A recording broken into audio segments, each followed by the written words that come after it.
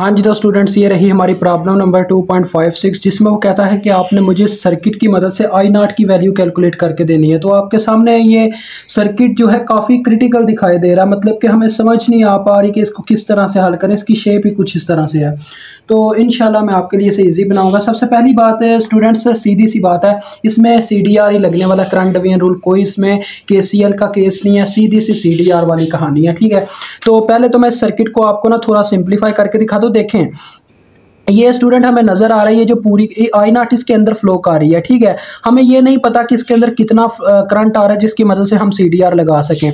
तो मैं आपको एक चीज समझाना चाहता हूं। देखें स्टूडेंट, हमें इस यहाँ पे जब करंट आई इसके अंदर, यानी 12 मिली एम्पेयर पीछे से सप्लाई होके आई, तो वो दो हिस्सों में तकसीम हो चुकी हुई है। यानी हमें ये नहीं पता 12 मिली एम्पेयर कितनी इन तक पहुंची और कितनी इन तक गई आगे, क्योंकि अभी आपको ना इस शेप की समझ नहीं आ रही। मैं इसकी दोबारा से शेप ड्रा करता हूँ असल फॉर्म में, ये ज़रा देखिएगा उस शेप को। ये आ गया 12 मिली एम्पेयर, ठीक हो गया। ये आगे थोड़ी सी वायर अगर मैं नीचे करके इसको इस तरह से अटैच करवाऊँ, बात तो वही है ना।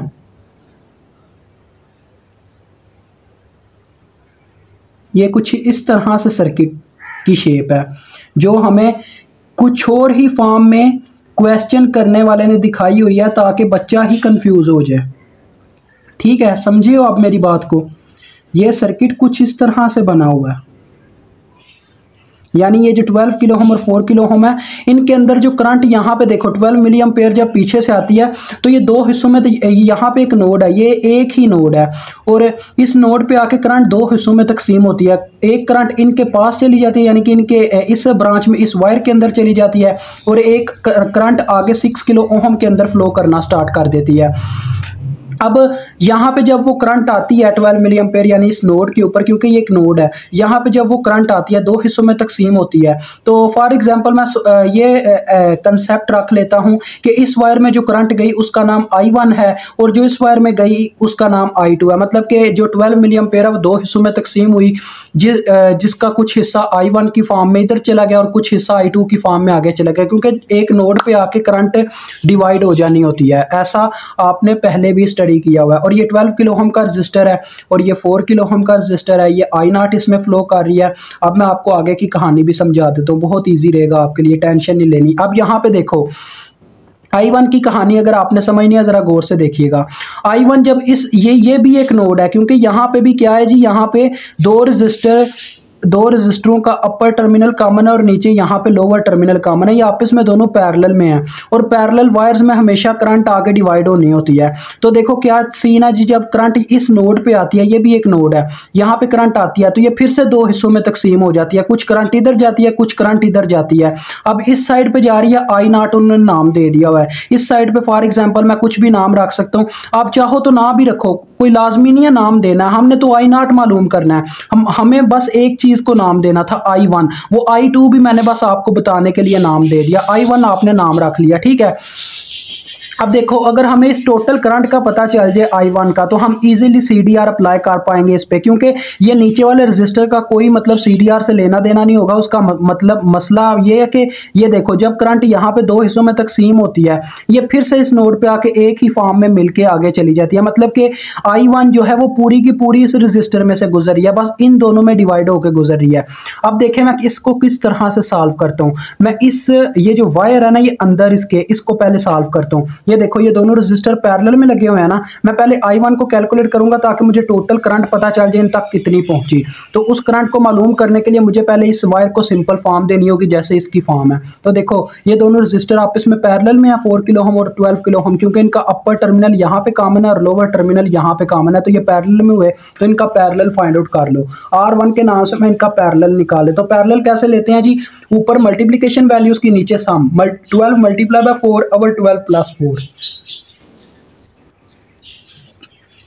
ये आ जाएगा। और ये ऊपर आता है 48 और 16, तो ये आता है 3 किलो ओम। अब स्टूडेंट क्या होगा, जब इनका आंसर 3 किलो ओम, मतलब कि इनका पैरेलल 3 किलो ओम आ चुका होगा, तो वो इस तरह से 3 किलो ओम लगा होगा, और वो नीचे वाला 3 किलो ओम इसके साथ इस तरह से सीरीज में लगा होगा। मतलब ये दोनों सीरीज की फॉर्म में आ चुके होंगे, 3 किलो ओम और 3 किलो ओम। तो सीरीज ये कैसे मुझे पता चल रहा है दोनों सीरीज में, क्योंकि इनका सिर्फ अब एक टर्मिनल कॉमन होगा, ये सेंटर वाला, और बाकी देखो अपर टर्मिनल उसका आगे 6 किलो ओम के साथ अटैच है, और नीचे वाले 3 किलो ओम का जो लोअर टर्मिनल है वो 12 मिली एम्पेयर और 6 किलो ओम वगैरह के साथ अटैच है। मतलब कि इनका सिर्फ एक टर्मिनल दोनों में कॉमन हो रहा है, इसका मतलब ये दोनों सीरीज में है। तो R2 इनका मैं ले लूँगा 3K प्लस 3K, सीरीज में आपको पता है रेजिस्टेंसेस प्लस हो जाती हैं, तो 6 किलो ओम ओवरऑल मेरे पास इस वायर की रेजिस्टेंस आ गई। तो इसकी आगे वाली शेप में यहाँ पे बनाने लगूँ, ये ज़रा गौर कीजिएगा, जगह काम है मेरे पास, इस वजह से मैं ना ये शेप्स यहीं पे आगे पीछे करके बनाता जाऊंगा। ये देखें ये 12 मिली एम्पेयर, और ये पूरी वायर का जो हमने निचोड़ निकाला ये रेजिस्टेंस का वो क्या आया जी 6 किलो ओम। तो ये आ गया 6 किलो ओम, इस वायर, ये वायर को मैंने 6 किलो ओम से रिप्लेस कर दिया। 6 किलो ओम मतलब पूरी इस रेजिस्टेंस के अंदर कितनी करंट फ्लो कर रही है, I1 फ्लो कर रही है। वो और बात है कि इनके कनेक्शन के मुताबिक आगे करंट डिवाइड हुई है, लेकिन हम अब ओवरऑल रेजिस्टेंस की बात करें कि इनमें टोटल करंट कितना फ्लो कर रहा है, वो I1 था। आगे देखो, इसके आगे एक पैरेलल में ये वाला रेजिस्टर लगा हुआ था 6 किलो ओम। हमने बाकी सर्किट को कुछ नहीं किया, बस इस वायर को थोड़ा सिंप्लीफाई किया है, क्योंकि अगर हम चाहते हैं कि हम I0 को मालूम करना चाहते हैं तो मुझे इस टोटल करंट को मालूम करना होगा, I1 यानी इन तक टोटल करंट जो सप्लाई करंट है वो कितनी पहुंची हुई है, तो वो मालूम करने लगो मैं। ये देखें I2 वैसे ही हमारे किसी काम की नहीं है, वैसे ही मैंने बस नाम दे दिया। अब मैं I1 अगर मालूम करना चाहता हूँ CDR की मदद से, तो आपको पता है CDR कैसे लगाते हैं। CDR यानी करंट डिवीजन रूल, उसका कहना है, मैंने इसकी वीडियो बनाई हुई है कंसेप्चुअल, अलहदा से आप जाके देख सकते हो। यानी जिस रजिस्टर के ब्रांच के क्रॉस आप करंट मालूम करना चाहते हो, उसकी पैरेलल ब्रांच की रेजिस्टेंस ऊपर रखो, पैरेलल इसके कौन सी ब्रांच है 6 किलो ओम, ये ऊपर आ जाएगी, बटे में आ जाएगी टोटल रेजिस्टेंस, यानी उसकी अपनी ब्रांच की रेजिस्टेंस प्लस पैरेलल ब्रांच की resistance, multiply by supplied current, जो उसको करंट सप्लाई के तौर पे मिली। सप्लाई के तौर पे इनको ये वाली करंट मिली हुई है, ये देखें ना, यही आके सप्लाई के तौर पे मिली है ना, यहाँ पे दो हिस्सों में जो बटी है उसको सप्लाई करंट कहते हैं। तो 12 मिली के साथ ये मल्टीप्लाई हो जाएगा।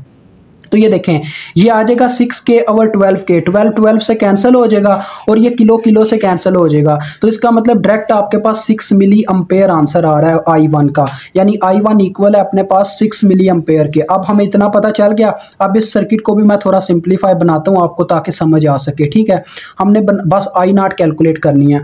अब इस सर्किट को मैं कहाँ पर बनाऊँ, ये यहाँ पर छोटा सा करके बन जाएगा, आपको नज़र आ ही जाएगा। ये देखें ये जो I1 करंट इन तक आ रही थी उसको मैं इस फॉर्म में ड्रा करने लगूँ, जैसे मैंने I1 के लिए ये सर्किट ड्रा किया, वैसे ही I0 के लिए अब सर्किट ड्रा करने लगूँ। देखें ये पीछे से इस तरह से I1 आ रही है इन तक, इस नोड तक। जब ये इस नोड, ये वो नोड है, ठीक है, ये वो नोड है, ये जब इस नोड पे पहुंचती है तो क्या होती है, आगे दो रजिस्टर लगे हुए हैं इस तरह से आपस में पैरेलल में, ठीक है, इस तरह से। तो जब करंट यहाँ पे पहुँचती है I1, तो वो दो हिस्सों में तकसीम होती है, जिनमें से एक 4 किलो ओम का रजिस्टर है, एक 12 किलो ओम का रजिस्टर है। और होता क्या है जी, 4 किलो ओम तक करंट चली जाती है I0। अब हमें नहीं पता I0 कितनी करंट उस तक गई, और इस तक पता नहीं कितनी करंट जाती है, उसको हम नाम नहीं देते, जैसे वहाँ पे I2 को दिया दफ़ा करो। और बाद में क्या होता है जी, ये जो नीचे है यहाँ पे आप एक और नोड लगा के वैसे 3 किलो ओम का बना सकते हो। ये आपने ये सारा आपका रफ अमल वाला काम है, ये जो मैं ये सर्किट बना के आपको दिखा रहा हूँ, ये रफ अमल यानी ये आपके माइंड की सारी गेम है। ये जो मैं अलहदा से बना के दिखाया वो तो वैसे ही पता चलता है। देखो इनको सप्लाई के तौर पे I1 मिल रही है, अगर मैं यहीं पे अगर अप्लाई करना चाहूँ तो देखो, अगर मैं इस ब्रांच की मतलब कि इस रजिस्टर के क्रॉस इसकी करंट मालूम करना चाहता हूँ I0 CDR की मदद से, करंट डिवीजन रूल की मदद से, तो होगा क्या, इसकी पैरेलल ब्रांच की रेजिस्टेंस ऊपर आएगी 12 किलो, बटे में आएगी टोटल रेजिस्टेंस, यानी कि इसकी पैरेलल ब्रांच की रेजिस्टेंस प्लस अपनी ब्रांच की resistance 4K, multiply by supply, जो इनको सप्लाई के तौर पे करंट मिली वो I1 है, तो मल्टीप्लाई बाय I1 जो कि 6 मिली है, 6 मिली के इक्वल। तो देखें यहाँ पे भी वही काम होना था, अपनी ब्रांच की रेजिस्टेंस जो है उसके पैरेलल ब्रांच की रेजिस्टेंस ऊपर। ये बस आपको बस ना यार एक कह ले इमेज दिखाया मैंने किस तरह से क्वेश्चन सॉल्व होते हैं, ठीक है। ये बस आपका क्वेश्चन सॉल्व होगा, यहाँ पे आपको आंसर मिल जाएगा। देखिए किलो से कैंसिल हो चुका होगा, 12/16 आया होगा, 12 डिवाइडेड बाय 16, ये 0.75 जो कि 6 से मल्टीप्लाई होगा, 4.5 मिली एम्पेयर आपका आंसर है, क्योंकि किलो कैंसिल हो जाता होता है और ये मिली हमेशा आगे जाता होता है करंट के केस में। तो ये आपका आंसर आ गया। मुझे उम्मीद आपको समझ आ गई होगी। अभी आपसे इजाज़त चाहता हूँ।